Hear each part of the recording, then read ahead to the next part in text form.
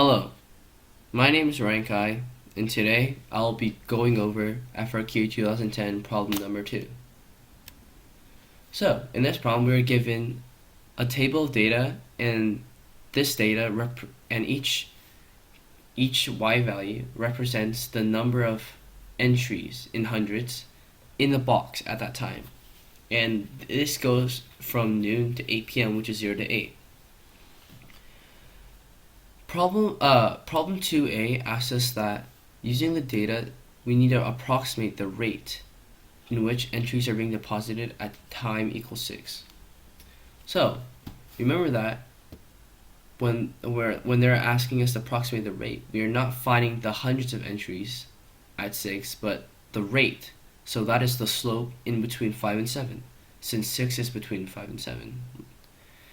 And since we are given 2 points, or we found these 2 points, we can approximate the slope by having the formula y2 minus y1 divided by x2 minus x1. And that is given right over here. So e of 7 minus e of 5 divided by 7 minus 5, and that is just equal to 4. And remember, 4 is not 400 entries, but rather 400 entries per hour, since it's a rate. And looking at 2b, it asks us to find the trapezoidal sum with 4 subintervals to approximate the value of 1/8 multiplied by the interval from 0 to 8 of e of t. And also, we need to explain the meaning of this in terms of number of entries. So first of all, trapezoidal sum means that in each interval, for example 0 to 2, 2 to 5, 5 to 7, and 7 to 8, we need to have a trapezoid represent the area under the curve. And if we add all those 4 trapezoids, we can approximate the area under the curve. So the trapezoid area formula is 1/2 multiplied by the sum of a plus b multiplied by the height. The height is the difference between the hours, the difference between x values. So 0 to 2, 2 to 5, 5 to 7, and 7 to 8, that is going to be your height. You need to find what's in between there. Your a and b, on the other hand, are your y values, and that is the sum of these two, the sum of this two, the sum of this two, and the sum of these two. And using all those parts, we can approximate the area under the curve, and that is just this for all 4 intervals. You can see that this is the height. 0 and 4 are the height, excuse me. 2 is just the difference between your x values, and you just divide that by 2. And if you compute this correctly, you should get 85.5. However, you are not done, because it asks us to find 1/8 of this. So we found this initial portion, the integral from 0 to 8 of e of t dt. However, we did not multiply by 1/8 yet. So if we do that, we should get 10.68800 entries. And we are asked to explain the meaning of this integral. And if this looks familiar, it should, because it is just average value. Average value is the integral of some interval, and you divide that by the interval itself. So the meaning of this is just the average number of hundreds of entries in the box between 12 p.m. and 8 p.m. So part C tells us that at 8 p.m. they begin to process the entries, and this is given by the function p of t, and tells us that it is a rate, remember that, and it is from 8 to 12. And it asks us how many entries have not yet been processed by midnight.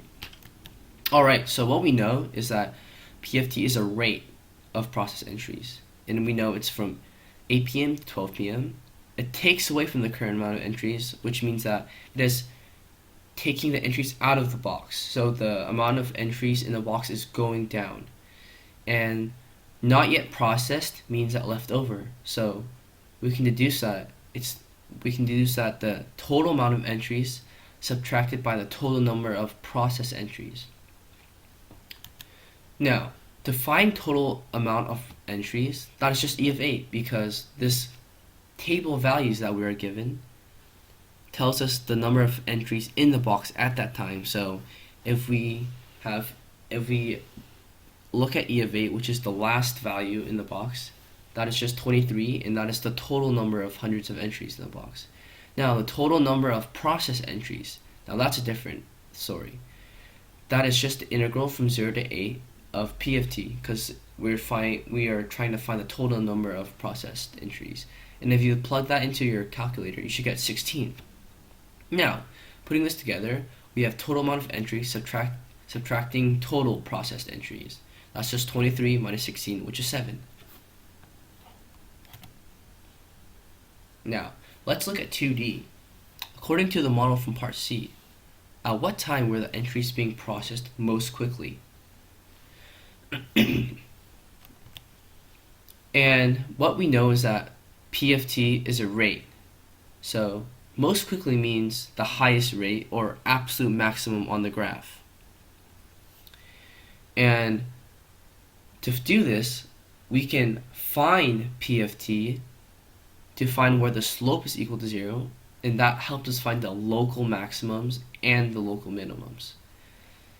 Not only that, at the end, we need to test our endpoints. So, the derivative of P of t is just 3t squared minus 60t plus 298. And if we plug this into if we graph this on your graphing calculator and find where it hits the x-axis, we find that time is equal to 9.18 and time is equal to 10.81. Now, since it's asking for absolute maximum, we need to test the intervals as well. So it tells us that this function applies from 8 p.m. to 12 p.m. Now, don't forget to test 8 and 12. Many students will test 9.18 and 10.8. However, they will not test the endpoints because that is just, a common thing to forget. But if the interval includes 8 and 12, then you should definitely test them. And what I mean by testing them is that plugging them back into P of t, because this is a rate function, and you want to find the highest number in this rate function, and that means it is going the fastest or being processed most quickly. And if you plug all these numbers in, so your zeros, this could be a local min, this could be a local max, we don't know. However, we're just going to test them to see what values pop out. We test 8 and 12 as well, and we get 0, 5, 2.9, and 8. And this really emphasizes my point on testing the endpoints, because we see that our absolute max is not necessarily in one of the two values that we found, but rather in the interval or the endpoint itself. And we see that it's equal to 8, which is a lot higher than the others. So we know that it is being processed most quickly at time equals 12. And we know that because it is the highest on the graph of P of t from 0 to 8. We have found all the possible local maxes and mins, and we tested all of them, and we found that the highest value is t equals 12. So thank you for watching this, and I personally think that absolute extrema and average value are two main parts of this FRQ, and those are things to look out for and try to strengthen. So I have two links over here in which you can explore both topics and get some practice on. Thank you for watching.